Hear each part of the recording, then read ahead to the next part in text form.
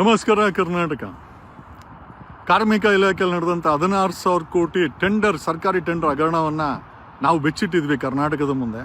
ಕಳೆದ 10 ದಿವಸಗಳಿಂದ ಈ ಒಂದು ಹಗರಣದ ಬಗ್ಗೆ ಸಂತೋಷ್ ಲಾಡ್ ಅವ್ರನ್ನ ಪ್ರಶ್ನೆ ಮಾಡಲಾಯಿತು, ಸರ್ಕಾರವನ್ನು ಪ್ರಶ್ನೆ ಮಾಡಲಾಯಿತು, SIT ರಚನೆ ಮಾಡ್ತೀರಂತ ಕೇಳಲಾಯಿತು.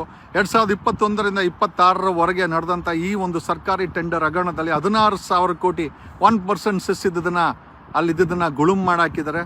ಹಿಂದೆ ಇದ್ದಂಥ ಆ ಹೆಬ್ಬಾರ್ ಅವರು, ನಮ್ಮ ಶಿವರಾಮ್ ಹೆಬ್ಬಾರ್ ಅವರ ನೇತೃತ್ವದಲ್ಲಿ ಈ ಹಗರಣ ಆಗಿದೆ ಅಂತ ಕೇಳಿ ಬರ್ತಾ ಇದೆ.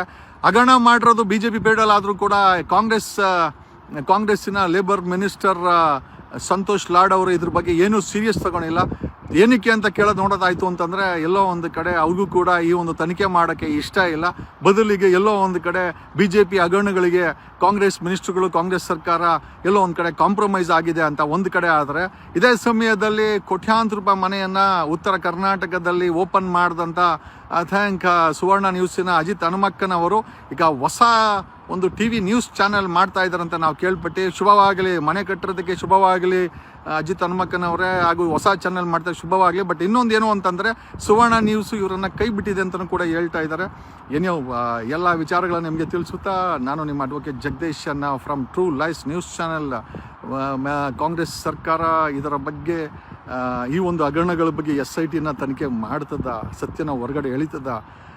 ಮಾತೆತ್ತಿದ್ರೆ ಮೋದಿ ಬಗ್ಗೆ ಜೋಕ್ ಮಾಡುವಂಥ ಸಂತೋಷ್ ಲಾಡ್ ಅವರು ನಿಜವಾಗಲೂ ಈ ಒಂದು 16,000 ಕೋಟಿ ಹಗರಣದ ತನಿಖೆ ಮಾಡಿಸ್ತಾರ?